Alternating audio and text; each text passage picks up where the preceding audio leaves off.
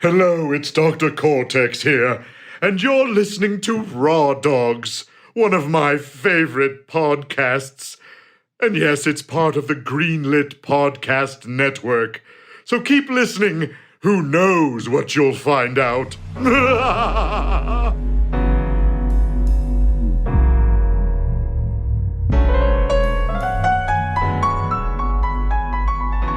Hey, Tom, I know you're used to like Dogcast shenanigans, but this is like a classier podcast over here at the Raw Dogs. Very seriously. I've listened to this show, and I beg to differ. I mean, we convinced people to play the original Nier. That's Truth. And Truth. yes, I saw that. That was amazing. Welcome to the Raw Dogs, You definitely everybody. Welcome back to your seventh favorite podcast on the Hair of the Dogcast Network. absolutely. Yeah. The other five, we haven't. Yeah, it's doing okay. It's all right. going up the charts. Yep. And Dylan, let's start off with what you had just mentioned. We had a fan reach out and said he actually picked up the original Nier. He had to track it down. Yeah, for the Xbox 360. I don't know why he wouldn't just wait until the remake. I But, can appreciate. I get it. Yeah, I would have just started with Automata, but Ryan, we know you're listening. Thanks for being a part of the show here. Just keep with it. The beginning is weird. Once you get Grimoire Vice, everything becomes better. I'm hard-headed like that too, where I want the to game start at the stays beginning of a series if there's like a through line with the Nier games. Maybe not so much. I'm Brad. I'm one of your hosts here that you sometimes like to listen to. Who's sitting across from me there? That beautiful man. Hey man, it's me, Dylan. I got to come up with a new nickname. I don't think Big Tex is working anymore. I just don't exhibit that energy Anymore? Yeah. Well, that's Tom's opinion.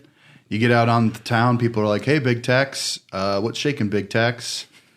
What if I got cowboy boots? No. I would not be maybe. surprised. I wouldn't be surprised if you were You wearing. do take care of surprised- chickens. yes. You said you might be late today because you were taking care of chickens. I'm looking after them for my neighbors. That's very nice of you. So What is he doing with these chickens? in Milwaukee, you have to apply for a permit to own chickens. You can only get up to 4 of them, I believe, and it takes about a year of processing And for it to go through. Who's sitting over here? Hi there, guys. I'm Nick. I'm very, very new. This is my second Raw Dogs? Second Raw Dogs, third cast Yes, with the yes, dogs. All exactly. together, though. Oh, yeah. How's it going, Nick? Oh, it's grand. Have you gotten away from work at all? Done any gaming this past week or so? No. No. It's been a long weekend, but that's fine. That's part of the gig. At least you're making more money to buy games that you won't have time to play. I will have time to play eventually. Okay. I'm an optimist. You just After I burned down my place of employment. Never. They make good beer, so. And then our favorite Raw Dog is back. He was outside banging on the door saying he wanted to hang out with us. Yes, I was walking by and I'm like, oh, I see a table full of microphones. That's just my natural reaction. I must be in this room. hey guys, are you podcasting tonight? Oh, I totally forgot, but I just came by to say hi. And He actually mind just if showed I up in the window. That's right. Like, mind if I sit down? This mic holding the boombox over my head. Just playing like the Hair of the Dogcast episode 23. Hi, my name's Tom. I'm part of Hair of the Dogcast, and sometimes I'm on Raw Dogs, and it's great to be here to talk about probably the system I've played the least in my life. And I have played it. I do own some. Well, we haven't talked about the topic yet. So Well, I think it'd be almost impossible for anyone who calls himself a gamer to not be at least a little aware of what Nintendo's up to. Today, we're going to do this is our very first console retrospective where we're going to discuss a video game console at length, cover some of the details, the weird accessories, our favorite games, the weirdest games, and then we'll do a top 10 at the end. That will be very conclusive and decisive. And today, we are talking about the Game Boy Advance. God, but I just came by to say hi. And Let's start with you, Dylan. I know you have some strong feelings about the Advance. I love the Game Boy Advance. I think I got it for Christmas the year it came out, and I was flippin' obsessed. I just loved handhelds. People don't understand my love of handhelds. I think it's why, to me, the Switch is the best video game console ever released, because I'm going to call this the successor, or the Switch is the successor to the Game Boy Advance. Yeah. It's got the same kind of panoramic look to it, and it's basically just a better Game Boy Advance in the palm of your hands. There's just something magical about it. Wasn't a fan of the SP, actually. Yeah, I have some different feelings about the SP as well. You like to not be able to see your games, or Well, it's a lot less. It's a lot less comfortable holding onto the SP. Yes. Cramps. Well, to me, as a young child, you're holding a Game Boy at some point with the 4 AA batteries, that big monster, and Nintendo rode that out for like over 10 years. The Game Boy and the Game Boy Color, but they were very much based on the same Lasted to hardware. about 2000, unless you were buying Game Boy Color games. So I do have to ask: Did we all have the light purple see through? Yeah, right. yeah, see through. The definitive Fantastic. worm light. Yeah, you no, mean. it's the best one. It's indigo so that the boys feel comfortable. It's not purple. It's not purple, Mom. Hey, purple is the best color. Here on the table is my original Game Boy Advance, the purple, which was very, very common. Flat purple, yeah. Yeah, flat purple, very nice. Nick, yourself, were you a Game Boy Advance-man? Oh, absolutely. I would actually say that my Game Boy Advance is the second most played console that I've ever had. Nice. Other than the collective time I put into a PC, which is just unfair because, Yeah. It's only behind the PC? Yeah. I was connected to my Game Boy Advance for a long time. I didn't get SP or anything like that, so until I couldn't put the new microchips into DS. the thing, that was when I was out of date. So wow. Yeah, I remember one of our first to-go shifts, you had brought your Nintendo Switch to work outside. I'm like, damn, this guy games. You ain't fucking around. The ADD is real, so I need to keep my brain busy. Tom, you said I've seen your GBA tattoo. Yep. I mean, I like the logo. I got a Game Boy Advance right when they came out. I remember, I think it was in a Funkoland or maybe an EB Games, and saw one on display, and it had the Super Mario World version for Game Boy Advance playing. I'm like, oh, this is kind of... So what? This is neat. And So of course, it was in was like this a on well-lit launch? room. And I'm like, okay, it's fine. Was it on launch? It was like a pre-launch model. It was before the Game Boy Advance was actually released, and they had like a kiosk. Oh, so you got the Super Mario Brothers 2 port? Super Mario Advance, Super Mario Brothers 2. The Mario games are all... Yes, I think it was Mario 2, but I did not get that game. It's a game that was playing on the demo version. Okay. So I was like, oh, this is pretty cool. So I got a pre-order, got that, and got one game, I think, for it. So you got the system, and then how many games did you wind up playing?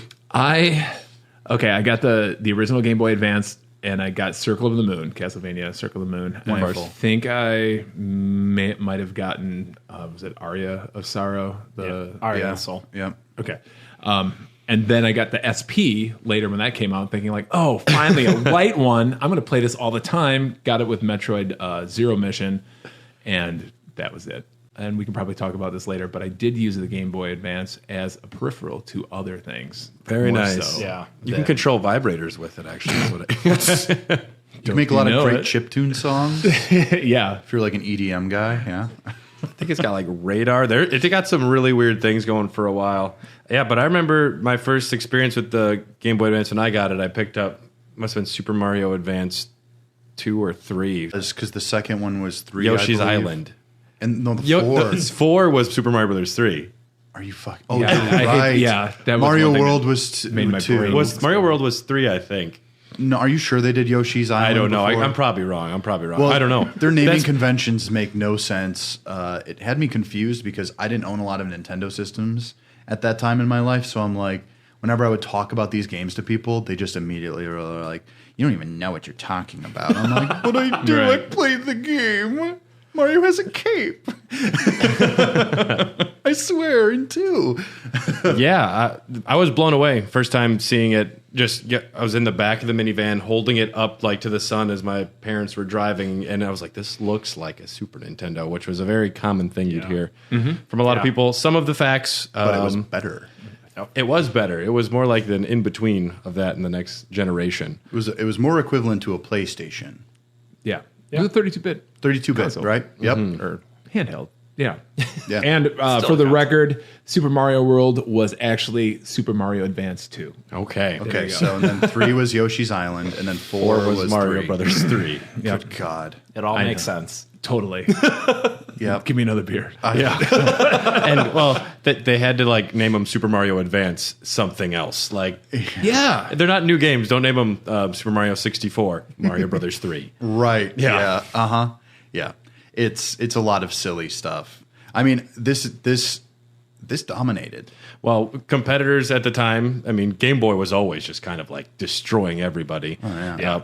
They were able to ride the original one and then the color. Then there's the Game Boy Micro as well. Is that what they called it? The Game Boy Mini? They really just branded it as the Game Boy Micro. Yeah, which that was... I got the box right here, baby. Not the Advanced Micro. There was like a Game Boy Pocket. Pocket. Sorry. Yeah. Okay. Yeah, and they're good at doing a lot of iterations, but the In Advanced... Japan, they had the Game Boy Light, and that was a Game Boy with a backlight. Yes. Only released in Japan. Which is odd. You'd think that would have came Offended over. that I didn't get that. It was one of those iterative ones, and apparently the battery life on that was just plain awful.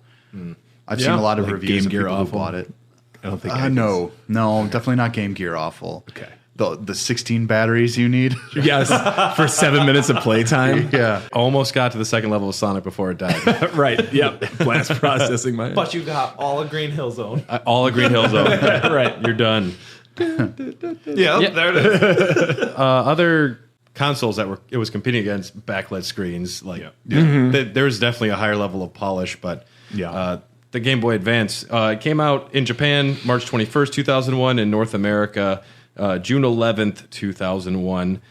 The actual like console was designed by a French designer, and I much prefer going with the buttons on the side of the screen. To me, the original Game Boy Advance, instead of the SP or the Micro, is the most comfortable. Yeah. It is. Those Absolutely. the shoulder buttons are perfect. Yeah. And they really did, because even at the time there was still that stigma that children were the ones just playing video games. It is the perfect size for a child's hands. It's just it's a natural fit. I remember playing it when it first came out, and I was just like, I was going through puberty, and I'm like, oh boy, this is pretty great. And then 4 years later, I'd be like, oh boy, this is really great. Oh boy, this is pretty good, but my hands are getting cramped. Back off on it. I need to shave my back now. Well, yeah, and then they even had like commercials where it was like a church with like a dragon taking over, because it's like, what are you going to do when you're at church besides play Game Boy Advance? Honestly. I like that marketing if they were doing that to an adult, like a 40-year-old man just going in and loudly playing his Golden Sun in church. Because those things are not quiet, too. Like, Well, here's the thing that I enjoy about the Game Boy Advance first model and Micro over the SP is that it has a headphone jack, a normal headphone jack that people can actually use. I'm going to tell you, the removal of that in the SP, I was like, well, I can't charge and play this if I want to play this in the living room with my parents. What or did whatever. SP use? SP had its own jack size, You needed- but it's the you same needed a jack that dongle. charged it. yeah. Oh, okay. It's like the dongle for an iPhone. Gotcha. Yep, Yeah. and it sucks. really But bad. I mean, One one of my favorite words, though. dongle. It's just hilarious. It's pretty good. We got to sell our own Raw Dogs themed dongles at some point. Raw Very dongles. Sold.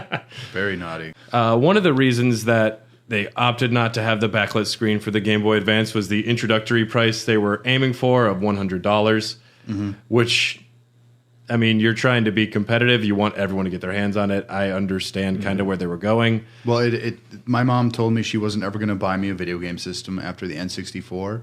She bought me a Game Boy Advance because she looked at the price, and she immediately was just like, well, that's fine. 200 would have been too much. 150 would have been like but 100, she was like, well, I can manage that. That's not a big deal. And it would have been like my one gift anyway for Christmas, but it wouldn't have been annoying for her. Right. And the original Game Boy was like $100 when it came out, and that was But that was 89. 11 it's years a prior. little bit different. That So was that's even more that was expensive. 12 years before. Yeah. Yeah. So yeah, I mean the inflation. I mean that was a pretty good price for. The 90s inflated a lot of prices. Yeah. I would probably say that, well, if in comparison, the original Game Boy would have probably been in the 200 range, or 150 range to 200. That was some cutting edge stuff back when it came out too. The original Game Boy. Oh yeah, Fucking rules. that was out of my family's price range for sure. Yeah. Yeah. Yeah. introductory price was $100. You needed 2 AA batteries they gave you a 15-hour life for the system, depending on how loud very you good. had your music playing. 240 by 160 pixel resolution, 2.9-inch display screen. The cartridges, 2 to 32 megabytes, and games released between $30 and $40, and backwards compatibility with Game Boy and Game Boy Color, which That was the What a selling point seller. for me. Yeah. What a fucking seller. and Yeah. for a lot of parents, Yeah. yes, It's like, oh, you have the new thing, but you can play all your old shit on it. It's like perfect. Yeah. Yeah. I don't have to buy you a game with this thing. Sure. Well, in the used market it was still pretty big at the time too. So, like if you wanted to get your kid like a new game, you know, wink wink new, you could literally just go to the store and it's like, oh, Donkey Kong for the Game Boy. It's just like my kid might like that. Hell, I might even play this, and Just you just make give it sure to your that you get kid. the half-sized cartridge.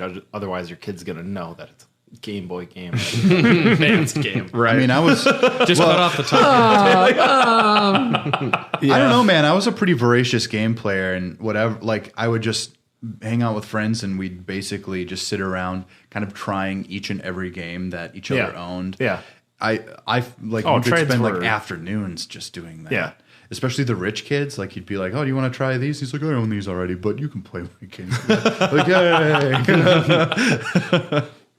Yeah, I love the fact that it had that level of backwards compatibility. It's something Nintendo used to be very good at doing. Yeah. They used to be very consumer minded. It's tricky when you want to go from 64 cartridges to GameCubes to at least the GameCube games could be played in the Wii.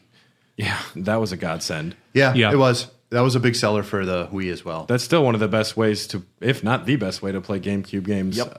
If you don't have $150 to spend on an Eon HD, Yep. which will also work with the Game Boy player, which I sadly do not own, which would be amazing Really? to have that GBA player for your GameCube. But I think those are getting pretty rare now too. Yeah. That's a They're gonna really get great pricey upscaler. real quick. yeah. Yeah. Seeing those at conventions, yeah, they are getting up there. I owned one at one point and I sold it before college. I hate you. You've doomed yourself. But I sold my GameCube too, so it's not like I was going to keep some peripheral for something I couldn't Right. use. If I could go back and not sell every game that I ever sold, I sold a huge retro collection to buy Steel Battalion for the Xbox. Oh boy. Yep. I know mistakes were made. I wasn't going to say anything. I did enjoy the box. Yes. Huge. That was probably the best part. Join us next week on Raw Dogs where we go through gaming regrets. Yeah. Some of the launch titles that stick out to me, at least, Castlevania: Circle of the Moon was one of the big ones. Earthworm Jim, Rayman Advance, Super Dodgeball Advance, Tony Hawk's Pro Skater 2. A lot of people say a lot of nice things on Super Mario Advance, which seems odd to me to come out swinging with Mario Brothers 2 for your. The best Mario. It's a fantastic one. I like it, but Only you and Matt. Really? A very good Mario. It's a very good Mario. It's Yeah. a very fine Mario game that shouldn't be a Mario game. I don't know what you're talking about. Yes. Well, you got tricked. yeah, got so tricked, my friend. I definitely didn't get this day one because Mario Advance 2 was one of the first ones, but I definitely got Circle of the Moon, which I imagine all of us played. Yeah. I Little actually dark. didn't. A little dark. You didn't? Nope. Not my first Castlevania game actually was Aria of Sorrow. Oh, really? That was your first one ever? Yep. Oh, That's one of the cool. better ones. It's Yeah. Well, it's Iga and Yamane are back. Yeah. as somebody that came in on that one, it's my favorite. Like, It's very I good. will happily put that down because it gave you superpowers and it let you be ridiculously awesome. Yep. I can think Symphony of the Night on the run, like on the go. Yeah. It's so cool. Yeah, Yeah. definitely the best Game Boy Advance one. A lot of customizability and collectability, which was fun. Yeah. I loved that. I would fell in love with that one specifically in its sequel for the DS. Yeah. Yeah. The Dawn one of for Sorrow? the DS. Yeah. Yeah. Dawn of Sorrow was Very good. absolutely astonishing for me as a kid. Yeah, Circle of the Moon was a little dark, though. That was, I mean, there are some people that said it's actually unplayable if Yeah. you are not Yeah. on an SP or Yeah. something with a screen. Absolutely. That's not wrong. It's not wrong. Notoriously- I can't even imagine playing it on this. I mean, No, Game Boy well, Micro. I mean, I'm sure it would look great on there because the game is It beautiful. might, yeah.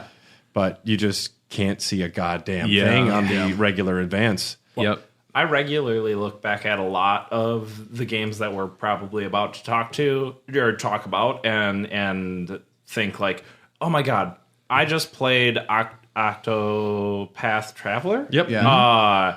Which reinvigorated like pixel art and the way that art style is done. Right. And Great. I would love to see some of these older games remade in that style. I agree. Zhuzh up their soundtracks.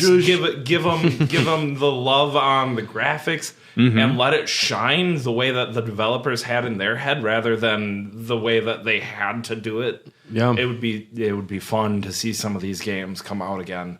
Like now on Switch. Oh god. Oh yeah, absolutely. I feel like they're just waiting to drop Game Boy Advance Classic. Yeah. Well, no, not a Game Boy Advance Classic. I feel like they're waiting to drop The Game Boy Advance collection. like a virtual, like, you know how they do for the NES and SNES. Yeah. I think a lot of those games are already on like Game Boys and stuff like that. But Game Boy Advance, they've already upscaled a ton of them for the Wii U, and they look pretty damn good. Why not just Go the whole way. Just combine a bunch of them and then just put that on the Nintendo Online service. I just think that could really be a game changer. It's just a license to print money. Yeah. People will buy them. People want them. I mean, if the like movie industry has proven anything at all, nostalgia pays. Yeah. So Yeah. Oh yeah. yeah, no Right new now. ideas. Yeah, like, They're remaking Halloween again. right. Yeah, What is that? Yeah. that's Which was Halloween 14. Yeah. Yes. They remade Halloween 1, but then they remade the newest Halloween is You Halloween want to go 2. down this rabbit hole? It's Halloween called 2. Halloween. But it's just called Halloween. We're not talking about the Rob Zombie Halloween. No, and Halloween Kills will be the new Halloween 3. It's like the Mario Advance series of games. Halloween Advance 4, Halloween 3. Did you guys actually play any of these launch games? You know, Not a lot of them. Oh, Circle of the Moon for sure. Circle of the Moon, I played Namco Museum quite a lot because it had a really great collection. They're still trying to get away selling that shit for almost like, I believe, $20 to $30 on the eShop. Get out of here.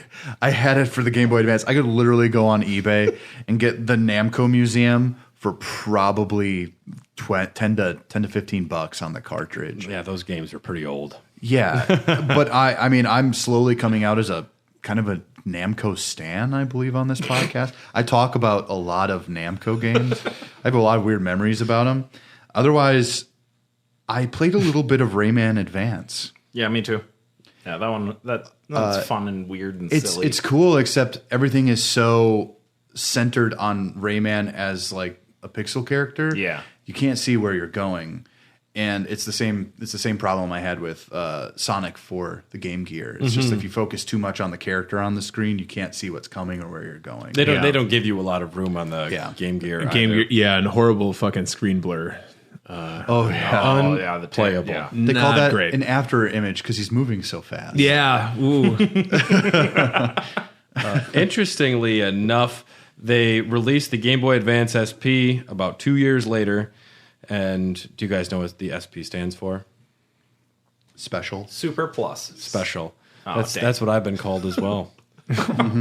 The clamshell design, which would become a staple for handheld Nintendo systems, unless you got that wonky 2DS, which is still great, but like doesn't fold. Yeah. Right. I've actually heard good things about that. If you mean- got like a little kid. Ah. I mean, outside of the Game Boy Micro, I think the SP might be the best form factor as far as portability goes. Yeah. Of a system that It's the most economic. It with the power paired with it, and also the damage protection on its own. Yeah. Well, the lithium ion rechargeable battery helps too, yeah. That's very nice compared to changer. buying batteries. That Game was changer. a selling point. Well, for that's me. why they had to choose. That's ultimately why they chose to design it with the flip screen. Is because if they made the screen kind of separate from the actual architecture of it, they could fit that. Because at the time, those ion batteries were huge. Like I don't know if you've, like especially in like 2003, those rechargeable batteries were massive. They were almost as big as the batteries themselves. So they needed to conserve as much space as possible. Yeah, SP was very nice. 18 hours with the lights off with the a full charge, 10 hours with it on. That's really good. That's really good. Huge step up. And we mentioned before the adapter for the stereo headphones, which was unfortunate. Yeah. Nintendo brand headphones. The first model, the AGS-001, had a front lit screen and is noticeably dimmer than the backlit screen, which is the AGS-101. If you're listening, you don't know which SP model you have. It's in the top left corner on the back of your console. The one that I have is an AGS-001. So I was curious how much nicer the other one would look. Interesting story about how I got my SP. I don't know where I got it.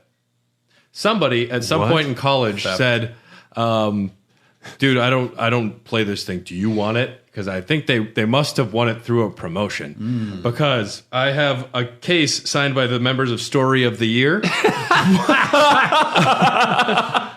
And that's all I have. You sign this? Well, they won it through some sort of promotion. Amazing. The actual SP was signed as well, but if you play it, like the signature's amazing. all wiped off. But the case is still signed by the Story of the Year. So somebody won that and was so disillusioned that the case was still in good shape. Like, I don't want this. You can have it. Story of the Year. They are the band that. They have one song.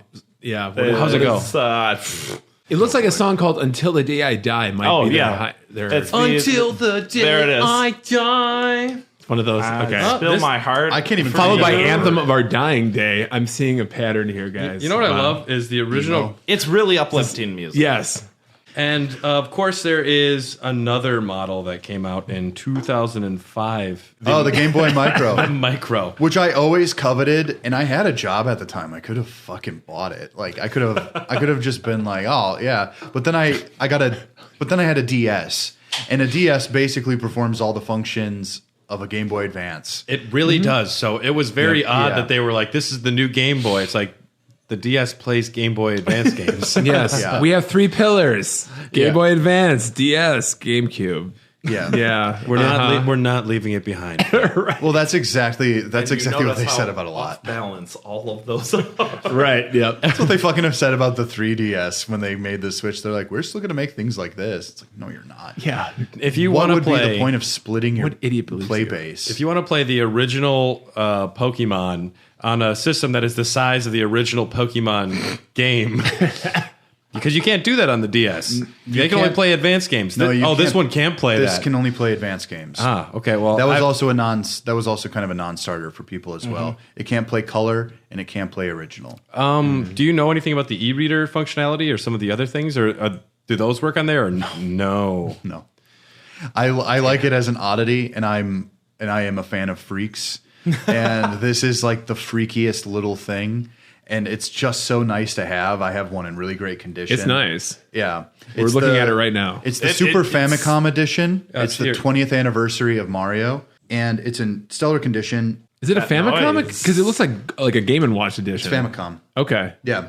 So sometimes it whacks out. Yeah, there we go. There you go. There's the intro song. Here, check out how nice that screen looks. Oh yeah. Oh, that is beautiful. Though. It is Yeah. very. Very it's- nice. That's very crisp. Well, one of the things that they don't tell you, though, is that it's such a small screen. It's still easy to read, like RPGs on it. I never had a problem. Another thing is that when you have something that's pixelated, when you shrink down those pixels, it ends up just looking like actual lines and not pixels anymore.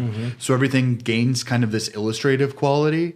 It Looks like a graphic novel. right. It looks great. I mean, with the screen being a little smaller, yeah, like you were saying, everything is sharper. Yeah. And that is a sexy little machine. It is. And it's my main way of playing Game Boy Advance games specifically, just because, first of all, I've got to use it. Second of all, it's just so pretty.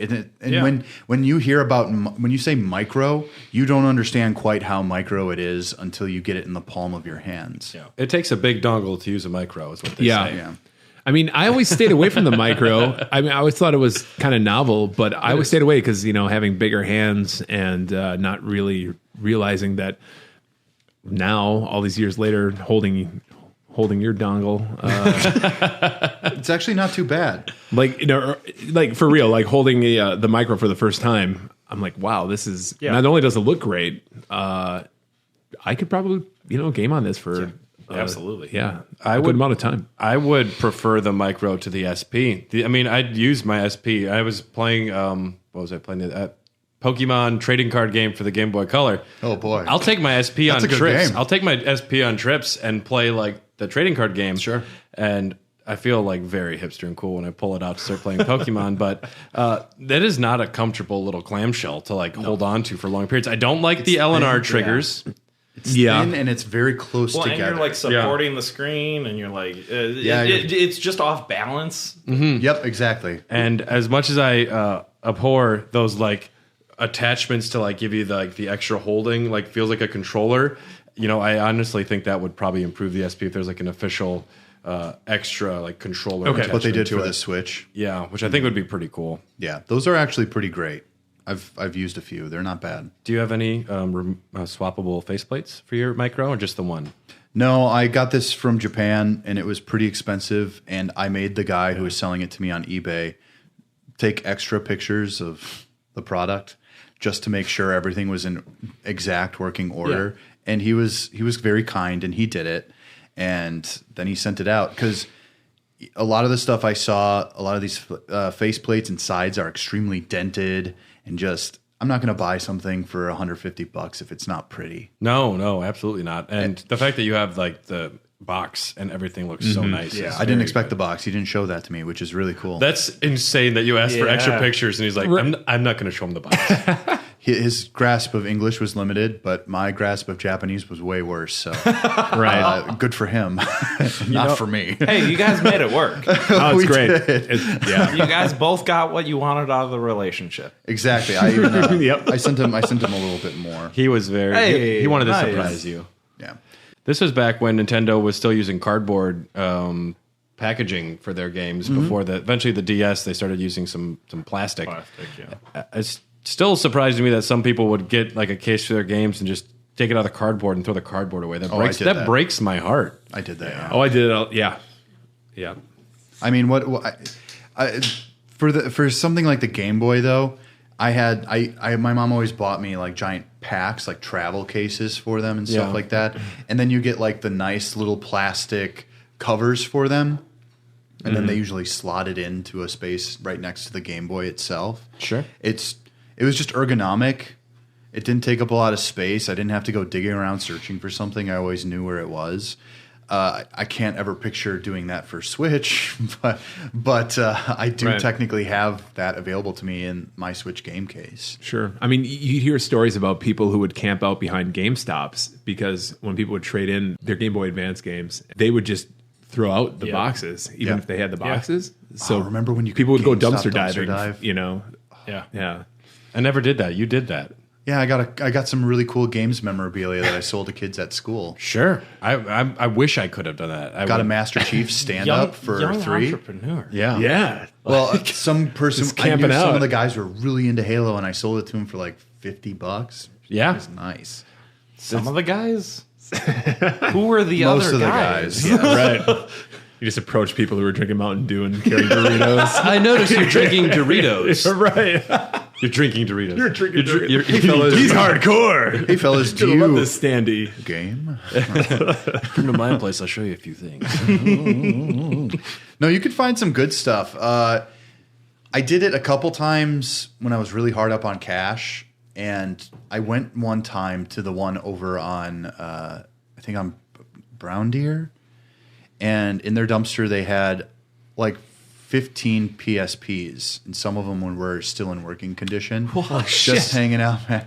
I sold them in bulk because there were people who would buy them to trade out parts. Yeah. Parts, yeah. I made about 250 somewhere around there. Nice. Fuck. I probably could have made more, but I You just was definitely desperate. could have I made wanted to, let's just say I wanted to millionaire. pay. Let's just say I wanted to pay rent, and I needed to pay it quick. I understand. People do thrift store find videos on YouTube. You could do like that. I went to GameStop's dumpster again. Guess what I found? Well, that was Right, actually yeah. that was actually a big thing. But then a couple times after doing it was when they really started to like clamp down on it, and they started locking Their their corrals. dumpsters. Well, Yeah, and then I remember seeing videos of them just like breaking discs before they'd throw them in there. It's like, come on, man. it's absolutely wild. It's like when All they right. throw away food that you could give away to a homeless person. Right. Right, Immediately, yeah. I'm just like, come on, man. What gamer would do that? How dare you? The gamer with the manager with a gun to their head. Yeah. Right. Gun to their paycheck. Hey, can you anyways. That Five manager is not stars. walking out to the dumpster with you. Would you like That's a all I'm subscription to saying. Game Informer? If they found out that you were actually taking some of this stuff and not like breaking it, that's an immediate termination. Yeah, I was also have to not. break it. Yeah, Also, no great loss, but whatever. I'll just say some People toilet gotta pay paper has bills. gone missing from a few places I used to work at. So. Desperate times for desperate I've done that college before, kids.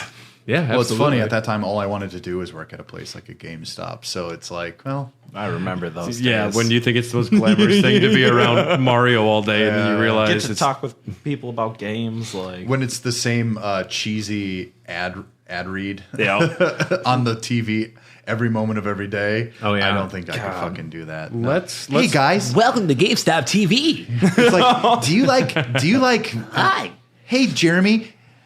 It's like, hey Jeremy, and then he's like, hi Melissa, and it's just like, I heard that there's another Crash Bandicoot game coming out recently. He said, I heard that too.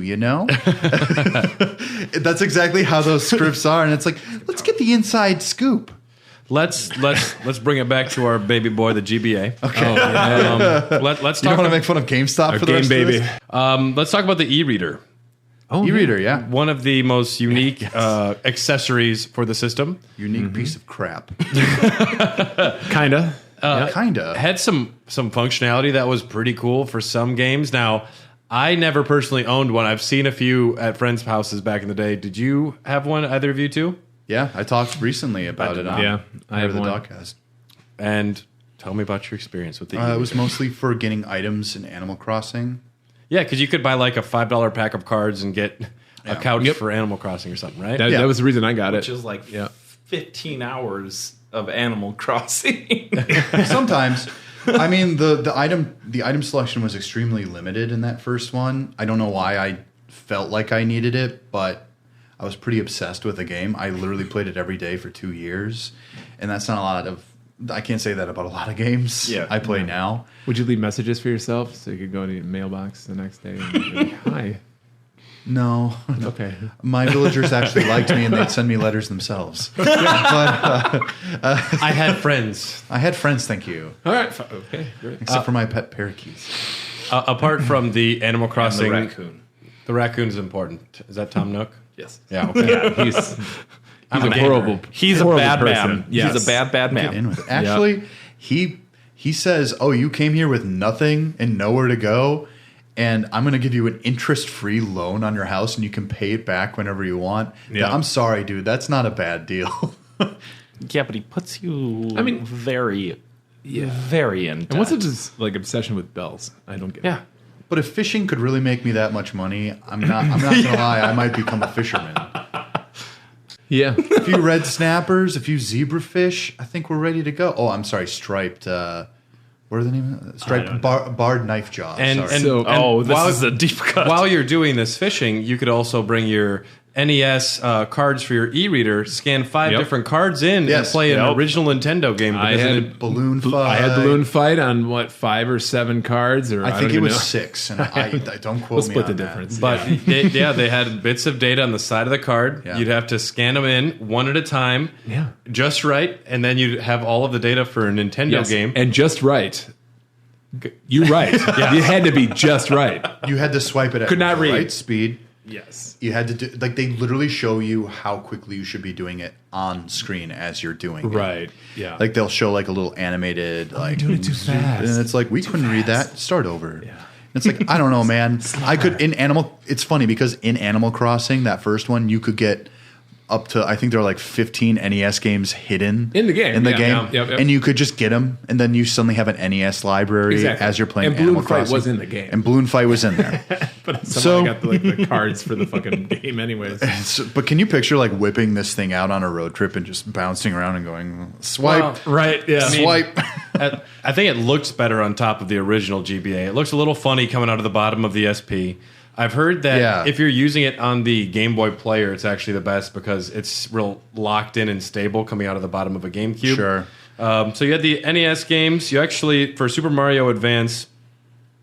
for Super Mario Brothers 3, it would give you new levels. You could buy a pack of new levels for Mario Brothers 3, which is actually cool. which is really cool. I guess the Wii U. I never owned it. That's like a legit expansion pack. That's great of cards. And that's like you're buying this card. Like, I got the toughest level, boys. You want to see this card? That's if it was cool, that's what it would be. Well, as long as it's not Lost Levels quality, I'm good to go. I guess the Wii U or the Wii Shop, one of them has Mario Advance 4 on there, and it's got all of the card levels available, which is pretty cool. They had to. That's good game preservation. That's nice. And we had mentioned items and designs in Animal Crossing.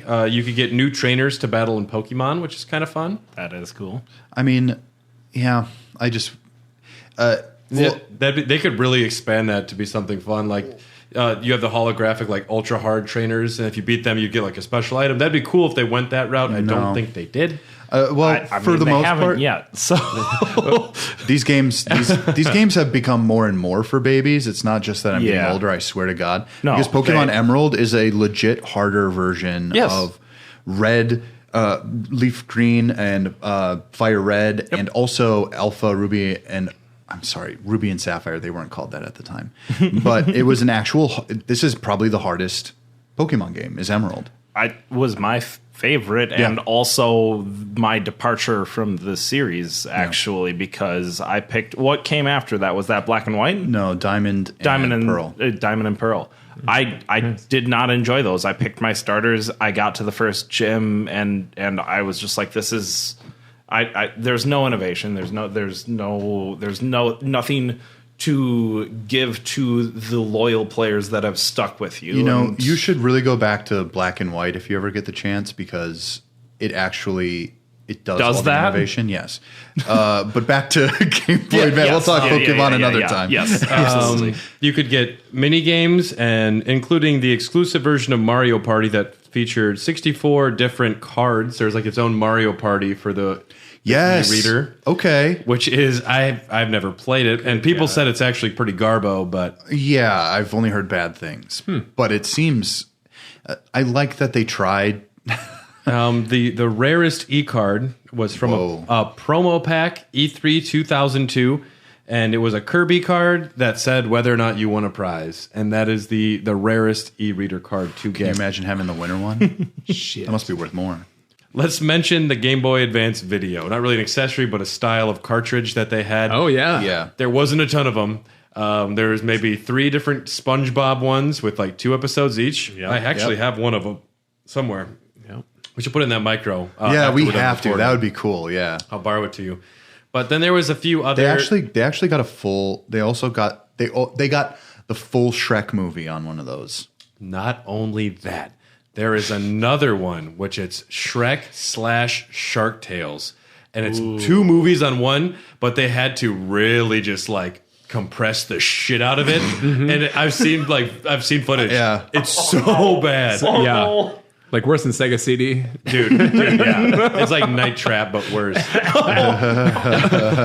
pixels per screen. Dude, they were able to cram 2 feature films onto a 32 megabyte it's actually, cartridge. Like the Shrek I saw was pretty impressive. In its own right. And it's not going to be great. And I guess it doesn't work on the Game Boy player, because even then they're like, we don't want anyone to try and like get this up on your television. So they put a lock in there? That's weird. The fact that they thought about that. The inside of a GB video cartridge looks a lot different, since most of them have 0 menu. You put it in, you hit play. No. Right. There's no go to your scene. When you sit down to watch Shrek, you're going to watch Shrek. All the way through, baby. You're going to hear all stuff. Forward button. That's about it. If your mom says you got to go into the gas station with her, you got to turn off your Game Boy. Yep. Tom, are you looking up about the advanced video here? Yes, I did want to confirm that there are aftermarket porn cartridges that you can buy. For Game Boy. I'm literally going to buy one of those. I'm going to buy one. Yes, just to have it. You heard this on Raw Dogs First, folks. My dream is to get the Pam Anderson. Just be careful what you Google. All right, be careful what you put in the. I will buy one of those. Yes. If you're a Patreon member, you know about all of the hentai discussion in Mortal Kombat Part 2. Yeah. Where we we do a lot of searching for most of the characters. Yes, they have a Pokemon Emerald Nudist ROM hack Part 1. Ooh. Nice. It's just them with like pixel titties. Great.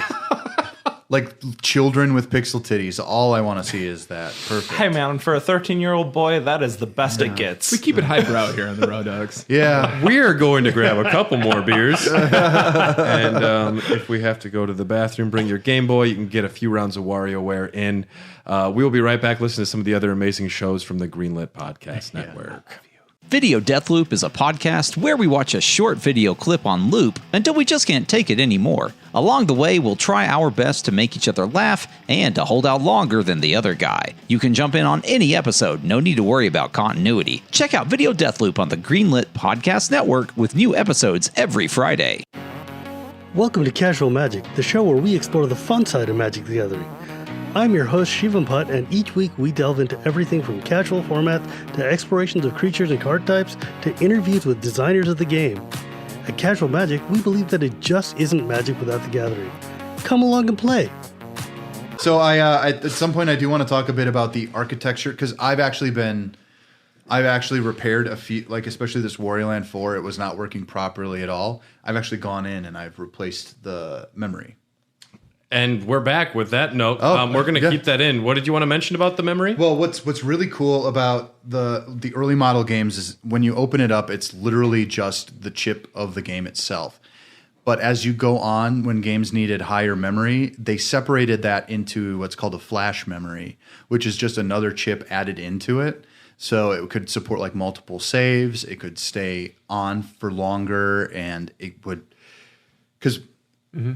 Sometimes it makes the data less corruptible, and then Is it like the MMC chips for like the NES, just like an add-on thing, or like a pretty much kind of thing? it's so they just push the main chip aside, and then they add the ROM gets put aside, and then they add just another chip in, and then they vary in size based on the manufacturer, and then you can go one step further in things like Omega or like in Ruby and Sapphire. They have a day and night cycle. Yeah. And then on top of the main ROM, they have its own battery to measure the day and night cycle. It's really cool, and it's really interesting when you actually open up these guys and you see what's going on there. Because you can tell the late date ones, they have much cleaner design and they're way more ergonomic. If you lift up, so like Mario Advance 4, that cart is going to feel a lot lighter than early ones because they just knew how to manufacture it better. For the day and night cycles, was that something that was introduced in Silver and Gold, or was that Sapphire and Ruby? Oh, yeah, it was introduced in Silver. it and was Gold. done by steps in Silver and Gold? No, was no, it no. done It was by real time. It was. Yep, absolutely. No shit. It had its own battery too, so it literally needs its own battery to measure time, and that's what happens when most people want to play these games again. They get it and they realize that the time is not going to move. My Silver is gone. It's just dead. It's like We can get that running again. It's gone now. It's just missing. Oh no! Like it stopped working, and then all of it went away because I didn't have anything that I wanted to play on my console anymore. Let's mention some of the other unique games that had functionality, that things built in physically to the cartridge that worked differently. One of my favorites is Boktai. I knew The you were sun gonna is go in there. your hands. Produced by, of course, Namco. and Hideo Kojima. Yes. Yeah. It featured a real-time clock, which is one of the cool things, but solar sensor, Solar sensor. which is great because I think one of the reasons that he decided to do that was in response to the terribly backlit screen, so he had to be outside in the sun to play it. Yep. And yeah, it was a game about fighting vampires. Yeah. And And- you used energy from the actual sun to battle. How Yeah. cool is that? It's such a good and unique idea. It's a very Kojima idea. Well, here's the thing. When Encouraging people to go outside. when the And not Carry your, play the carry your games. baby in the front, you know? Yeah.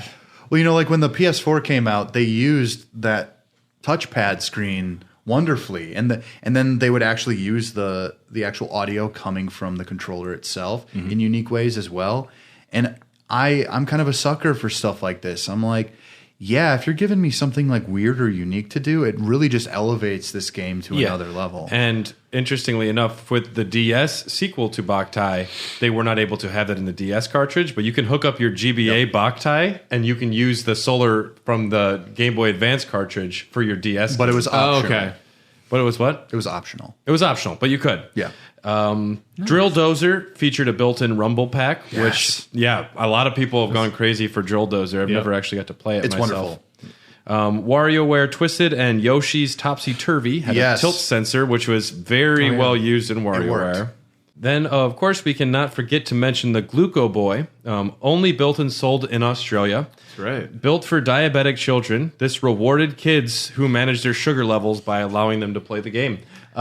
Functional, That's pretty cool. That's Just pretty. like how cutest well did it- thing ever. Yeah. How well did it Like- work? That's- Mum, I'm going. No, I mean it worked. You'd have to like. I'm gonna die. Was that Scottish? Was that Italian? I swear, I got my blood sugar's a little low, ma'am. Good day, Mom. Good I'm day, gonna Mom. need a brownie. It's hard to do in a straight accent. right? Mario's gonna be real pissed. He's gonna be cross. You just He's gotta, gonna get tits up with me, Mom. you gotta take your New Zealand and just put a little bit of molasses in it, and you got it. Perhaps more bogan. For all of our Australian fans, I lived in New Zealand. And I love Australia as well.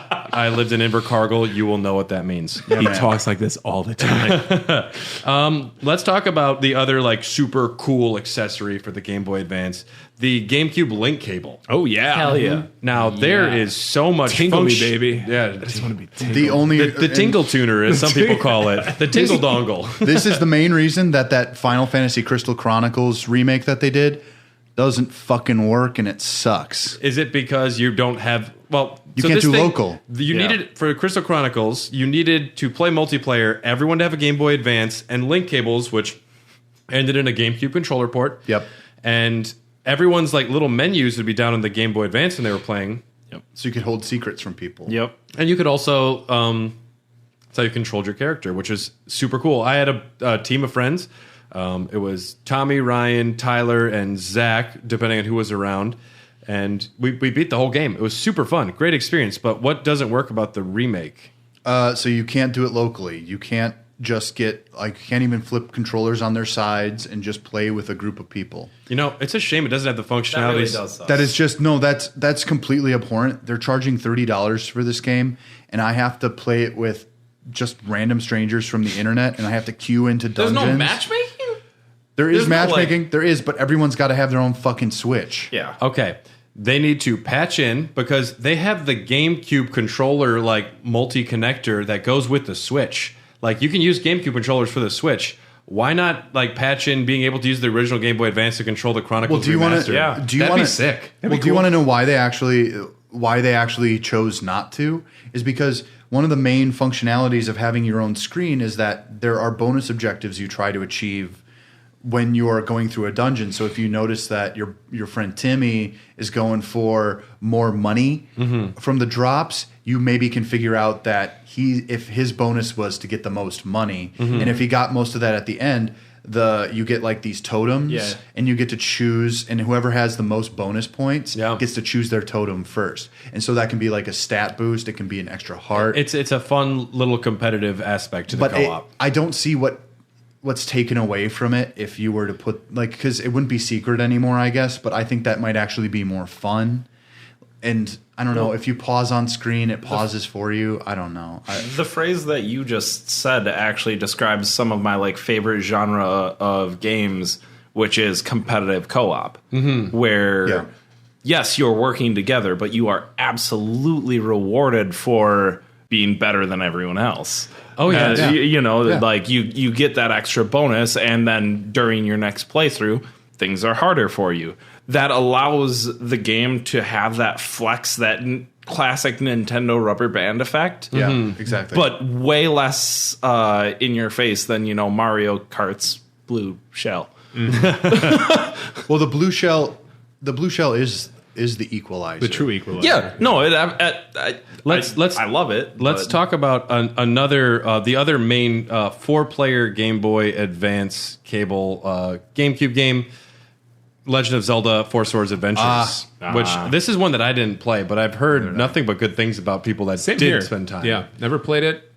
Always envied people who had friends. Yeah, I was really hoping with that you, Tom. all three of you had Game Boy Advance, GameCube cables. I used to. Because if you did, I was like, we should get a Crystal Chronicles round going over here. But I did actually, prior to this, I hooked up my Game Boy Advance to the GameCube. And Metroid Fusion, Crystal Chronicles was chugging. Dude, it did not look good. No. Really? It was just dropping in frame rate a lot. Yeah. Oh shit. Yeah. It always did, though. But the That's what people don't remember. the cable worked great, and then there was, apart from those two, which were unique 4-player experiences designed around the cable, Metroid Prime and Metroid Fusion is a really stellar example of. You could get the original Metroid out of that. The original Metroid, you could unlock the Fusion suit in Prime, and then there was, which looks really good. They looks really great. rendered the shit out of that. yeah, and tons of games had unlockables that would go between the two. If you had the Crash Twinsanity or whatever, the stupid fucking Crash game, if you had both the Game Boy Advance and the GameCube one, you could unlock new characters or items. Oh, on fun! both The sides. only Crash is not worth playing. Yeah, We'll see. Like all of them. yeah, and There's one coming up soon. dude, I was surprised to learn Which that looks okay. the Mario. I'm tentatively excited. I don't care. I think it looks okay. I'm excited for it too. But the Mario Kart Double Dash bonus disc, you hook that up to your Game Boy Advance with Fire Emblem in there. You could get new items for your Fire Emblem Game Boy Advance game. You knew this. I didn't. Yeah, know that. because I did it. Yeah. Because So your Lin had a special Mario sword. That'd be great if you could have a blue shell armor or something. Do, Yeah. do It's like a fuck you know armor. how dope that was, though? Just getting, free shit in Fire Emblem because, Fire Emblem is a mean game, especially back then. Did anyone use the Tingle Tuner in Wind Waker? Yes. Oh yeah. Dylan used the Tingle Tuner. Yes. Baby. I tuned that. I tuned Tingle. But did you Tingled did, it so It worked. good. It worked well. Did your friend use your Tingle, or did you tingle your tuner while using the GameCube controller? Of course, I used it by myself. I always tingle alone. You never tingle in front of other people. Never. You have a shy tingler. No. Well, the older I get, the more I look like Tingle. So it just feels like I'm in some sort of weird time loop. Yeah, Take that so brain I have a vague recollection. What was the Tingle Tuner? pajamas. It was like the map. It would find certain things on the map, right? Yeah. It's a second player co-op Wind Waker option. Okay, and they could tell you oh, there's hidden treasure in here. Yeah. You just did a Kinda tingle accent. Okay. Yeah. That's good. yeah. Yeah, it's Better and than you could fucking get some Beetle. real if you were really low on rupees because there were certain items in the game that cost a lot of rupees, and you could regularly find purple and silver rupees by using the Tingle Tuner. Okay. So it did give you quite a bit of a boost and benefit. from what I understand. Did Tingle ever make you uncomfortable? Yes. As a character? Yes. So I started playing this when I found out. Okay, I'm not alone. All right. I've never asked grown men this question before. Jumping on that right away, yes. So I found out about this. I started playing Wind Waker when I found out that my dad had tried to transition into a woman, and so and then it was just oh, I guess, all right, And you're tingling your tuner. yeah, exactly. I was Tuning your like, tingle. But I like Tingle as a character. He's really funny. He has some really great lines. I've You find him in definitely prison. laughed out loud. They lock him in prison because he's too annoying for the village. That's his literal crime. Yeah. And he Not is. wrong. Yeah. And he is. Then you release him. He has his own fucking island with a tower in the shape of his head. Well, if we have time after this next thing, we might talk about some other stuff. But let's do the Raw Dogs top 10 Game Boy Advance games of all time. Oh my God. We don't have to talk at length at all of them, but we're going to just go. So how we made this starting for list? 10, right? Dylan, Nick, and myself. This is before we knew Tom was coming. We made our. Plus, he doesn't have a lot of relevant information. I got my apparently. list down. He's got the top. He's got the top two. Yes. Castlevania and Castlevania. No, it's Metroid Zero Mission, then Castlevania. I Okay. agree with you halfway. So we made top fives, and then we combined them together and kind of just made an amalgamation. Our top threes all made it, and then number 10 is one that was on both Dylan and Nick's list. Nick, would you like to tell us what number 10 is? Pokemon Emerald. I see it as the best Pokemon game that I ever played. Obviously, I mentioned earlier that I stopped with this generation. I got partway into the next one, and I just didn't vibe with it. But this was the one that I realized the pattern of how Pokemon games went, so I didn't play either Ruby or Sapphire. Yeah. And then I waited and got Emerald and was able to play the full experience of what a Pokemon game is supposed to be like. Yeah, I mean, I was surprised that between the two of you, there was only one Pokemon game mentioned, I guess, because... I famously, I really love Red and Blue. I love that first generation to death. It's elegant. But there are some extreme balancing issues, and it's not such a great game on its own. I really don't think so. I think it's I'm just like, yeah, you know what? But everything about it kind of showed its age. It's the center stone of a beautiful thing. It really is. And I can't knock it. I really enjoy my time with the remakes of Red and Blue, but I didn't think it was nearly worthy of a spot of a top 10. And how many Pokemon are in Emerald? 350, I think. Something around Yeah, there. 350. Yeah. That sounds right. They didn't release as many that generation. And Same with I think Silver. they were just focusing on art design and stuff like that. But genuinely, I liked the starters. I liked their evolution process. Who's your favorite? I like Lambtron. Is that a real thing? Trico? Yeah. Shu? Trico is a really good one, especially if you want to speedrun the game. My character... I don't do that. No. I like that you weren't about speedrunning before, but now you're a little aware of speedrunning. Yeah. No, I'm quite aware. Mine was always Mudkip because Swampert had so many immunities. Yeah. I love listening to people talk about Pokemon. It's its own vernacular, to be sure. He's a water ground type. He's only 4 times He's- against, and he's immune to electric. Yep. Very important. All right, we're gonna move on here to. We don't have a ton of time to talk about each one. That's okay. Yeah, number 9, Golden Sun. This was my third favorite one. Wonderful. So Golden Sun is a fantastic, simple RPG. Now, looking back on it, it's like I don't remember a ton of things. I remember you get your Djinn. There's 4 different characters that have like different affinities for your Djinn that you discover, and they have different skills. And I think the strongest point, some of the strongest points for the game, one of them is that there's puzzle solving in the dungeons and around towns where you have to use your unique magic skills to alter the environment, which is very cool. Very cool. It's really dope. And that's something that I didn't see don't remember a lot of before. No, yeah. And the art design for the battle system for Golden Sun, it looks stellar because it's got that semi 3D where like parts of the battle would be behind him and then the camera would swing around to get the other perspective. Use that mode 7 in a really nice way. Golden Sun is the one game that I always regret not playing. It's wonderful. I'm going to say that I played a little bit of it when it came out because a friend had it. But then later on, I played it again, and it didn't stick with me quite hard. I think this is one of those nostalgia games where people, like if you played it at the time, you were just immediately blown away. And I still think it's a fantastic game. I think The Lost Age is a little bit better.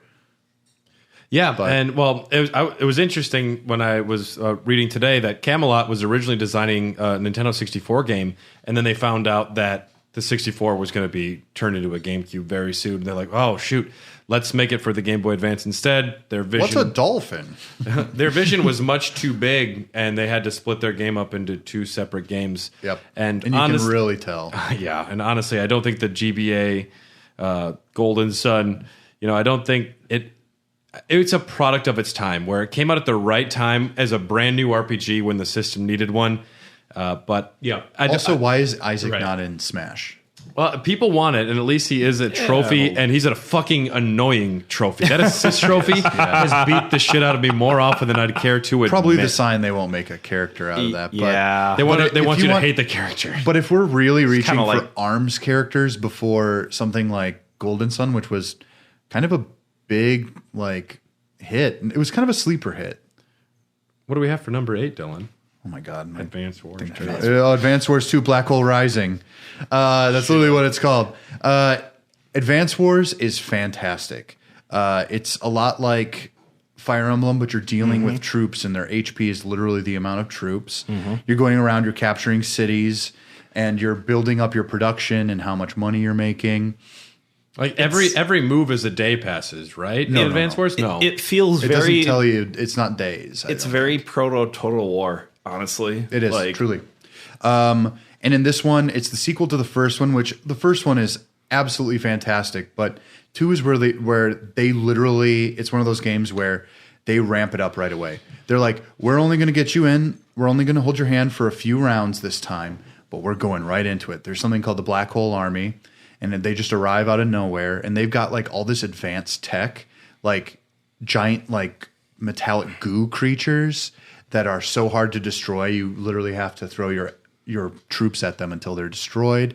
The fog of war is a wonderful thing. Fire Emblem does it sometimes in some battles. Yeah, they do. IS does something in Fire Emblem where they like to theme it medieval style, so they bring in like fog, and that's like a new twist on the battle. But Right. it's not as complex as how they use it. No. So the fog of war is literally what you can't see because you literally You're not would have there. no idea anyway. So you have to have like scouting units Yep. go up into the mountains Yeah. and take a look, and then they can see all around, and then they might get killed, and then it's literally some of the best strategy I've ever played. I didn't realize It's peasants in Age of Empire. You have to just send them out. And the exactly. good luck, bud. Yeah. I didn't realize that Advance Wars was a sequel to a game we didn't get in America, Famicom Wars. Yeah. Yep. Which that was kind of interesting Well, to me. it's more like a spiritual sequel. Yeah. Okay. This was definitely, they spent a lot of time on character designs, character animations. So you have factions that are kind of based off of real countries. Like America has like Andy, Emphasis Mac. on the cunt tree. Am I right? Hey-oh. Boy, cunt. Oh boy. Hot take. Political. GBA, dude. God bless America. Dude. Coincidence? Yes. Yeah, I love this game. I wish I still owned it. I've been trying to find a decent copy of it. This is one of those ones that have actually gotten pretty rare. And let's move on here to number 7, the only remake to make it on the list. It's actually the first way that I played this game, and objectively, in my opinion, it might be the best. It is. Way to play this game. I have played the original version of it after, like, post playing the advanced. Tell us what it is first. Final Fantasy VI Advance. There we go. And this is Final Fantasy 2. Just joking. Like, Final Fantasy. Final Fantasy 12. dare you. Final Fantasy Advance 7. Advance 12. Yeah. 6, Final Fantasy 2. FFT 2. A2. Tactics. Yes. 6 Advance. Over 372 days. Kingdom Hearts is staying out of this top 10 list. I don't fucking care.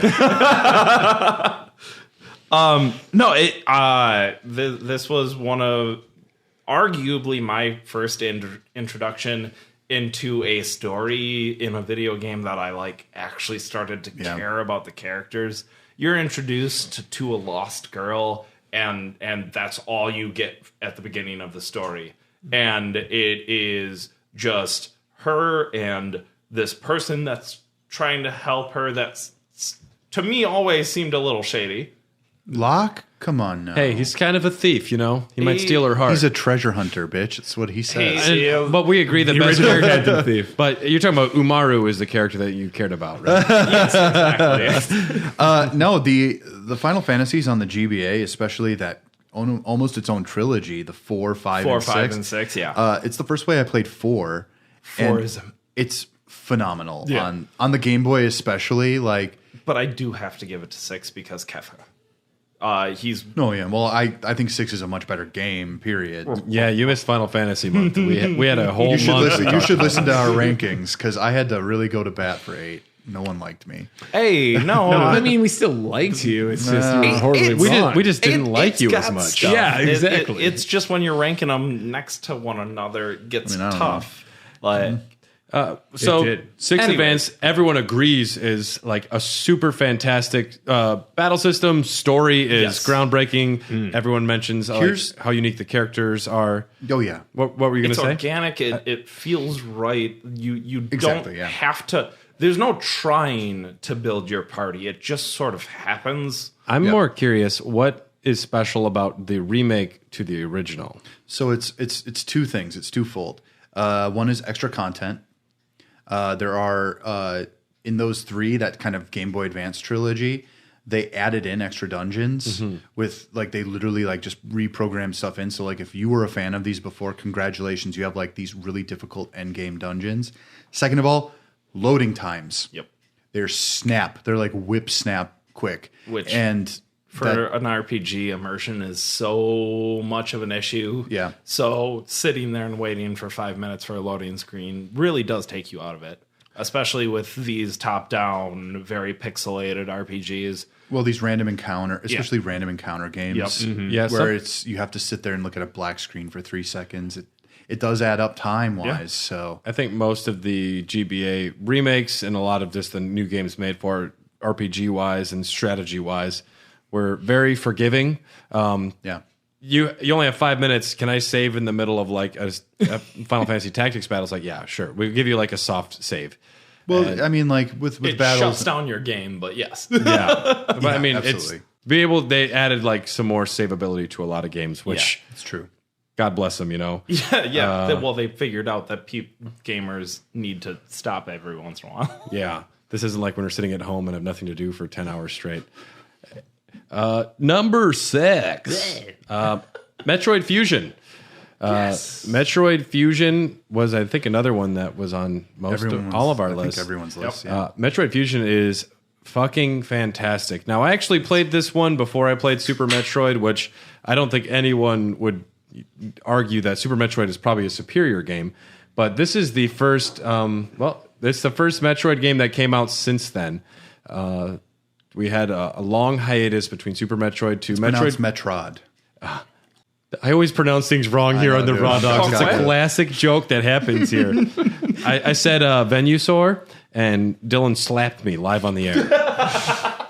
I mean, you deserved it. But I'm glad someone agreed. You two will get along here. But this was our first time going back into Samus Aran's world with Metroid Fusion, and then it was paired with Metroid Prime with a lot of that functionality between I the had two. both of them at the same time. I know. I was Going in it. I was spinning that disc on one finger and playing the other. and you were tingling your tuner with the other. I was tingling my tuner, baby. I loved these games. Metroid Fusion kind of really leaned into the horror element. Yes. SR388. Is that the name of the? Yeah, that sounds right to me. And you know, it's amazing that they're able to on this little GBA system convey horror, just like the fucking thing looks at you. The SR388 illustration, is like that face the is- eyes with the glowy eyes. when it just shows up. You're exploring, and all of a sudden you're in this like other little part of the screen, and the SR388 is Yes. coming for you. and then it says escape. You can't fight them this time. And you're like, oh god. time to go. Yep. I remember just absolutely loving this game. It definitely makes you feel stranded. It makes you feel like you're missing all of your weapons. You're naked and alone to an extent, and afraid. And It does horror the way that horror novels do horror. It does. It's not a jump scare so much. It very much so is just telling you slowly, methodologically. Methodologically. Thank you. methodically. Methodically. Yeah, I actually said that bad. And bringing you along with the character to see this until all of a sudden, in a snap, you're terrified, you're running, and it's all in like what, 32 pixels? Yeah, and it's similar to how Resident Evil does it, where you have a limited amount of life, limited number of items and abilities, and you need to survive with what you have. Make it to the next save point. Yep. Not that I just played Bloodborne, but it's like trying to get to that next lantern, your next light. But all of the Souls-like games take so much from the Metroid equation Yeah. of Vania's. all of a sudden you're built up into a superhero. You go from nothing, Yeah. Dude, into I want there to be a Soulsvania like 2D style game where like every battle is you have to think about it every time you're fighting, and life is so limited. Like a Symphony of the Night that is like Bloodstained ultra hard mode kind of. Sultan Sanctuary Sultan is the Sanctuary. only one I can really think of right now. Okay. You might like Sultan Sanctuary. I think the art style is Yeah. abominable, but it plays well. Let's move on to Hollow Knight is number 5. Hollow Knight. And it's not Daddy 3. It's Mother 3, baby. You know, this game, I literally played it for the first time 5 months ago. It's such a good video game. It's in my top 5 of all time. It's wonderful. It's strangely enough not my favorite Game Boy Advance game. I don't know how my ranking in my head goes, but this game rules. Maybe it's because we never got it here. And when I played on ROMs, since it's based on like tempo in battles, it doesn't quite sync up well, and you die a lot more. If it actually worked the way it's supposed to, you would go into battles and you would be able to, with the rhythm of the battle music, hit. I didn't know. I played this the other day for the first time for about 2.5-3 hours. I didn't realize that the battle music was integral to the experience. I thought I told you. I think you had mentioned it to me, but it's never explained in the game. The game can be very difficult if you do not have that. All of a sudden, there's a fire. I'm teaming up with another guy in the town and a dog, and we're fighting a snake. And I was like, well, shit, better find my children. And I want you guys to know the characters. The first character you name is the little twin brother, and that was Brad. The older twin brother was Dylan. You had to name the mom. That was Josh. The dad was Tom. And then our lovable dog was Nick. Yes. It's perfect. Josh was a very good mom. Josh was a very good mom. And then, it was fun playing as Tom in the forest fire. Tom in the forest fire, where you break through houses and you fight bats. Yep. Yeah. This game, welcome. This game, I will say that its first 25% of the game is not stellar. I think it's kind of like basic, but when you really get into what each of these characters can do, because towards the end, you've got 4 core characters, and each one of them is utterly fantastic. My favorite character is Dusty. Dusty's awesome. And then second place is Salsa, the monkey. Well, and something that the Earthbound Mother series does really interesting is bring RPG elements to the everyday life. Yeah. Which is fun. Yeah, it's based off of like these psychic children mostly, yeah. And annoying Smash Brothers characters. Come on. I mean, annoying is one word for it. Effective is another. Yeah, that's true. And if you're not effective against those annoying characters, then you hate them. But they are, they're just good. They're interesting. And I appreciate the influence that Mother and the Earthbound series has had on gaming, because it directly gave us Undertale, which is arguably one of is absolutely one of the greatest undertakings that any indie director has ever taken as far as gaming goes. And it's officially on the books for a Raw Dogs episode, since you said that. I haven't played it, but I've played Undertale, baby. Yeah, we'll talk about that. It's a lot of fun. I'll play it again. I can only recommend this game so much. The only problem is that if you want to play it the way it's meant to be played, I don't know, man. Just keep begging Nintendo. Yeah, I mean, you can't. I don't know how it hasn't happened yet. It's genuinely. If they re-release this on the Switch tomorrow, it will be one of their best sellers that they've ever had. Yeah. Release it for $30. I'll pay it. I will literally. How many weebs would buy that? It's one of those games where you see it and you start playing it, and it feels really strange and weird, almost Twin Peaks like. Yeah. When you get into it, when you really figure out what's going on, and you allow yourself to feel the emotions that these characters are feeling, it has completely Japanese transforms storytelling. you. Yes, it's episodic almost. It has that thing where they take on very massive human issues, but they do it in a nonsensical way, and it makes sense still. Okay. So it's not beating beating you over the head with the theme. There's going to be a mother episode. It's a bit Persona, And then we'll do if you've played Persona, where you definitely understand what the author is trying to tell you. Yep. But it's all done with the undertone. Okay. Let's move on to number 4. And that is a delightful game that you had mentioned before. We've Nick. already talked about it a little bit. It was my introduction to Castlevania, Aria of Sorrow. It was fun. It was my first experience with a. I had played Metroid before, but I didn't really know anything about Castlevania. Mm-hmm. So all of a sudden, I realized that this weird fantasy platformy, I don't know what game was also like a progression and learn how to move through the world and develop your character. It's the closest thing that I can call to an RPG without it actually being an RPG. Well, it is though. It is though. You power up. Yeah. So Like- you kill enemies and you gain their abilities. Not unlike Bloodstained, Brad's favorite. Yeah, I mean, You level up. Bloodstained is on par with Symphony of the Night. I wouldn't put one above the other necessarily.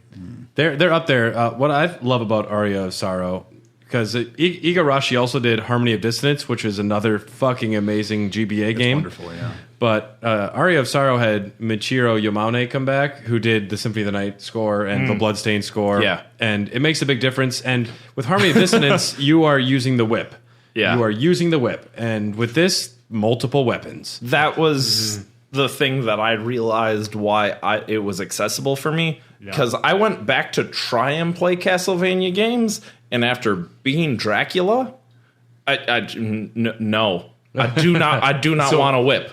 I want to summon demons. I want to shoot guns. So you're saying the Metroidvania, Castlevania games? Yeah, I'm not saying that they're not good games. It's just after experiencing that level I agree. power and awesomeness, it's A lot of people did get Play introduced to some Rondo of Blood. It's Castlevania pretty good.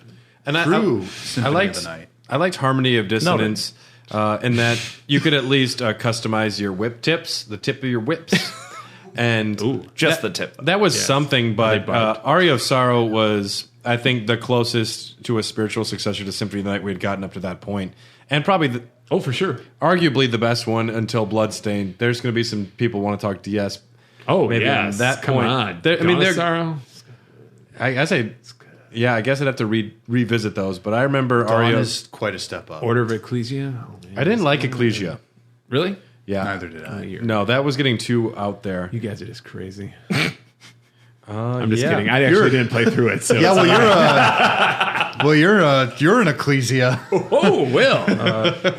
So I'm an Aquarius, so the Game Boy Advance didn't have any new Mario games, but his arch nemesis did get a lot of love, and our number 3 comes from him. Well, he only got love once, but I'll tell you, I'm a huge fan of the Wario Land series. Wario.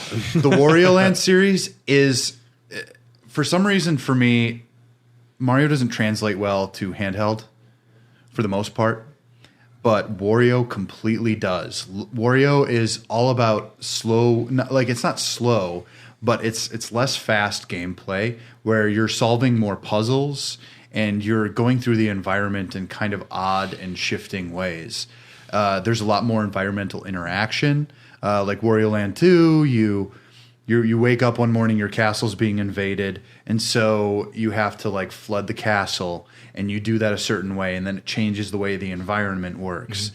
And with Wario Land 4, the one I'm talking about, they completely revolutionized level structure and just, everything about it just sings. It's wonderful. There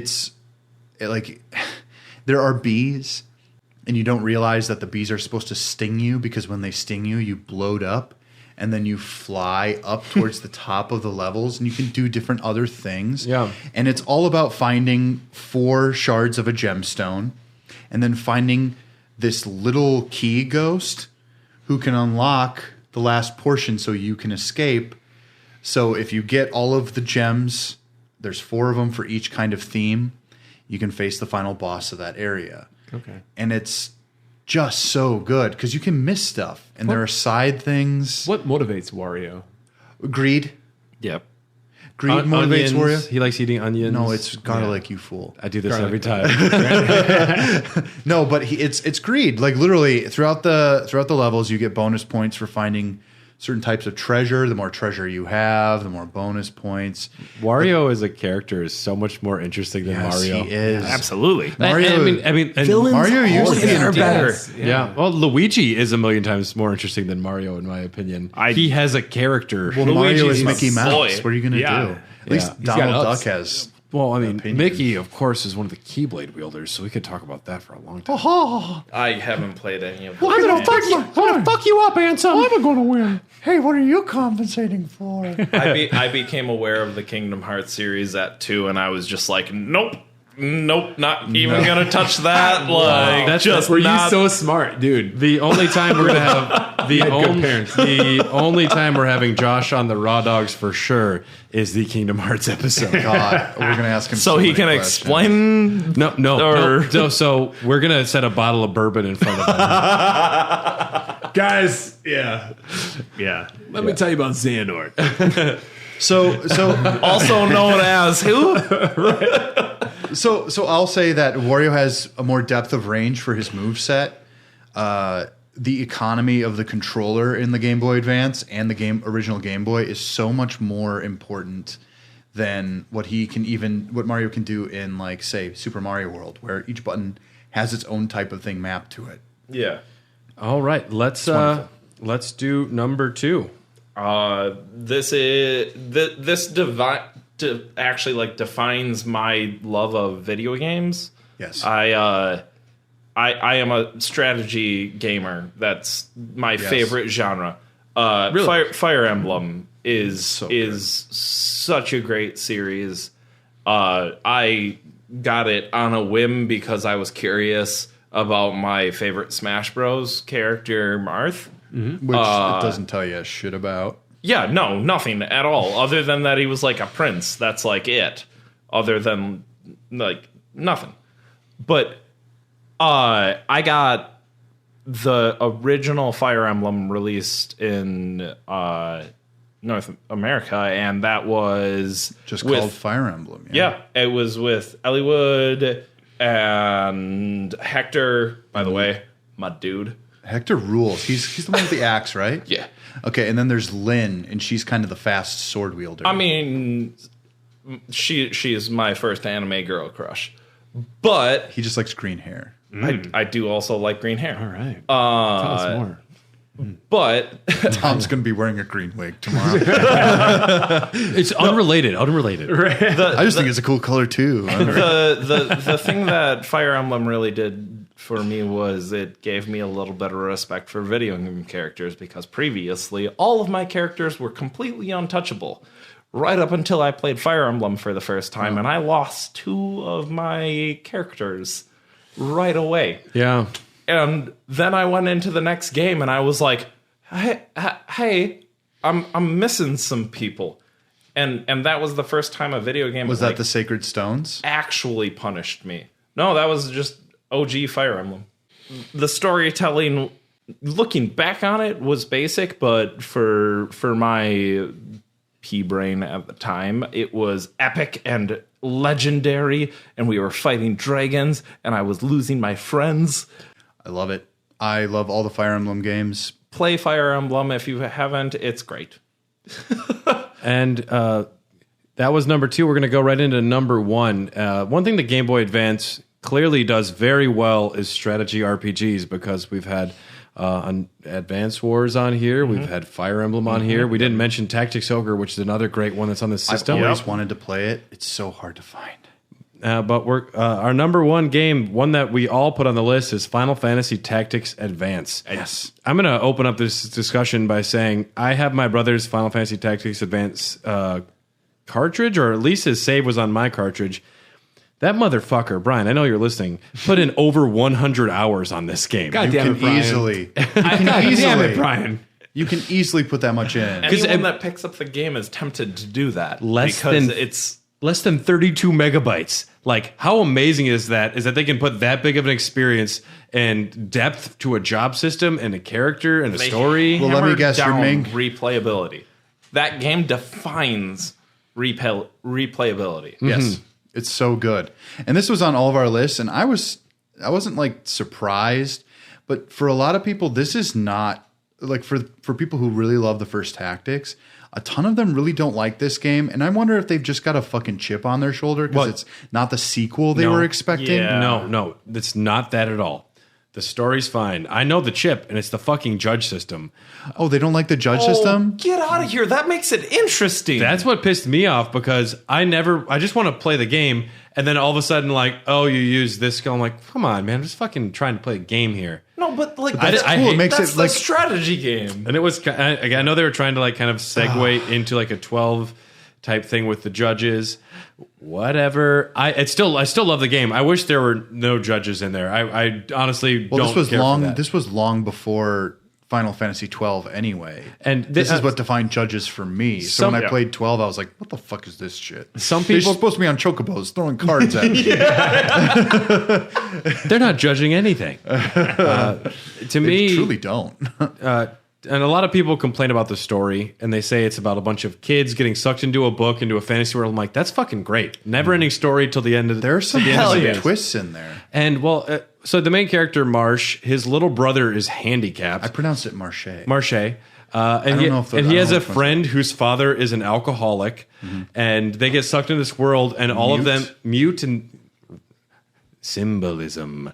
Yeah. Pretty good, right? Yeah, and they get sucked into this fantasy world, and his handicapped brother can walk, and Mute's dad is the badass Sid character, and a lot of them are like, maybe we don't want to go back. And Mute's like the emperor. And honestly, and then the bad guy is Mute's name backwards. Like, oh, Twin. I didn't see that one coming, Nilbog. Yeah. Oh no. I don't know. The story I think is actually fucking really interesting and rich, and It's very fun. It's very fun, and Like- a lot of people they scapegoat that to whatever wasn't else working for him. But Who doesn't like Mont Blanc? he's great. Mont Blanc's great. Everyone agrees with that. Best black mage in the world. backwards? Okay. Again, sorry, PV, and then I Mont Blanc. was about to slam that down. Vivi, bitch. yeah. I'm sorry. She is the best. He was riding his chocobo and held the VV card at Dylan right there. Oh, now I have to just die permanently. You got a yellow card. Yeah, I got it. If I could. Sorry, I was. What? If I could find you now. That's yellow card, right? I don't know, but we're going to cut in the story of the thought you year were song. gonna, like, We're cutting story of the year in right here. Okay. Well, that's perfect. Final Fantasy Tactics Advance. Tom, did you play it? No, you didn't. I was not a Final Fantasy Tactics guy. You couldn't have. I have the PS1 one, and I'm like the opposite of you. I think I'm not a big strategy gamer. I play Total War. But then you're a strategy guy. I guess That defines strategy. yeah, you're right. Yeah, I don't know. I think I was looking for a Final Fantasy game when I played that. This one actually. you were I'll say looking this for an then. RPG. This might actually be more yeah. accessible as a strategy game to a person who didn't find the first Tactics to be. And I've heard that all that before, great. and I believe you. Same I thing with like actually like Advance this. Wars. When Yes. I Yes. started reading the reviews for that when that came out, I'm like, "Ooh, this looks interesting." Advance Wars. I is hear there's a very reboot good. coming. So I really hope so. IS is doing really good right now. So Well, they realized Haven't- for what War Group has been selling on the eShop. yep. Okay, that's basically telling them like, oh, there's an actual Market there's a for their this. product, and also they just killed it with Three Houses. So They murdered with Three Houses. Okay. It was my game of the year. So I loved it too. you have 8 games of the year right now. that was Last our. year we did a whole thing about okay, it. We yes, did a you're show. We're gonna idiot. hey, Yes. we're gonna do Dylan's top 20 games of the year. Yeah. Well, I'm the one who's playing the new stuff. Thank you. So that Oh, geez. Thank you. that was our top 10. I'm going to open up the floor. Each person can have 1 minute if they want to talk about another GBA game or anything GBA related. Tom, I'll start with you. You have a minute. Do you want to talk about anything? I wish I could have spent more time with the GBA, listening to you guys. you've kind of been going through games that I remember reading about while I had a GBA, but at the same time, I was not into handheld gaming so much at the time. The thing I will say is, GBA, you are not the Gamescom, so I salute you. Dylan? I literally, during quarantine, hunted down a really good condition Game Boy Micro because I said to myself, I'm going to be a GBA collector.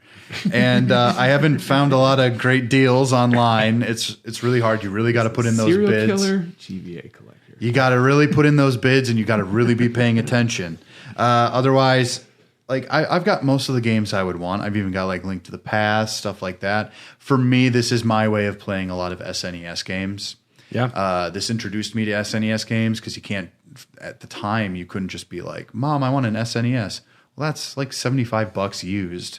So these days, yeah, it's the Game Boy Advance, and I think it introduced a lot of people to Nintendo. So, Including yourself, Nick, what else would you like to say? Absolutely. I'm just going to send a thank you to Nintendo and all the developers that made all of these amazing games. God, I hope they listen. Because honestly, like, you kept me sane through some weird bits. So, Yeah. Thank you, game developers. You guys are all amazing. They kept you sane through 32 weird bits. Yeah. Yes. 32 with 32 good at bits. At least. Yeah. A bit is a year. So For my minute, I'm going to bring up Kingdom Hearts Chain of Memories. Imagine disappointment personified in one cartridge. You took the story of the game I played previously, you turned it into a card game that I couldn't understand. Then in retrospect, I got it a little bit. Still sucks. yeah, it's pretty good. Play back in Kaitos if you want one of those. Fuck you, Chain of Memories. That's all I'm going to say Wow, about Brad. that. You just actively talked bad about a Kingdom Hearts game. Oh, I hate it as much as I love it. For Raw Dogs 100, when we do the Kingdom Hearts lore, Is it going to be 100? I don't know. We'll see. That's a ways away. Well, honestly, I can't. Well, it should be for that music one. So that was our GBA episode. If you want to reach out to us and tell us anything about your favorite Game Boy Advance games, anything you think we might have gotten wrong, or games that we shit all over that you do appreciate, Tom, where can they reach out if they wanted to reach out to us? You can go ahead and visit us on Twitter at HotDogcast. Go ahead and email us. Yeah. Here at the Dogcast at gmail.com. And I don't know, Instagram, we're everywhere. Yeah. We've been getting some reach out from fans from Instagram, which is great. Here at the Dogcast. Nice. Dylan, if they wanted to support us, how can they do that?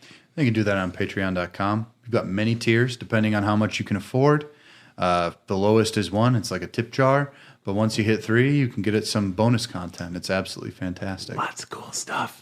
Yeah. Lots of cool stuff. Absolutely. Early access, higher bit rates. Higher pay rates. If you want to hear Bloodborne Part 2 and Mortal Kombat Part 2, that's the only spot you're going to be able to until maybe like the end of the year, because we have a full lineup. We get pretty nutty in Bloodborne 2. I think we really dive into this shit, and it's definitely one that I've really appreciated. It's really good. Nick, I know you're new to this whole call out thing. Anything you want to add?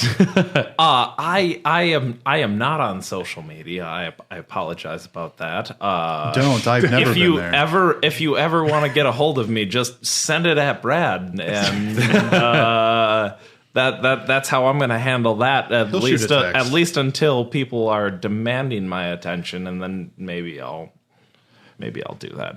Compromise. Sooner or later, we're just going to have a Nick fan page. It's going to be huge. Yeah, I want to see the fan art of like Nick and Dylan like office spacing me as a fax machine. Damn,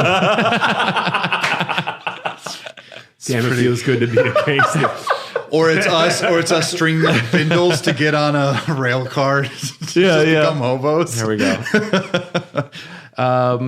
Special thanks to executive producers Mark Nenow, Mark Nenow, Tyler Keller, and Brian Ward. Without people like yourselves, we wouldn't be able to make not negative dollars on this podcast. We do have a new way of moving the equipment around, and that's because of people like yourselves.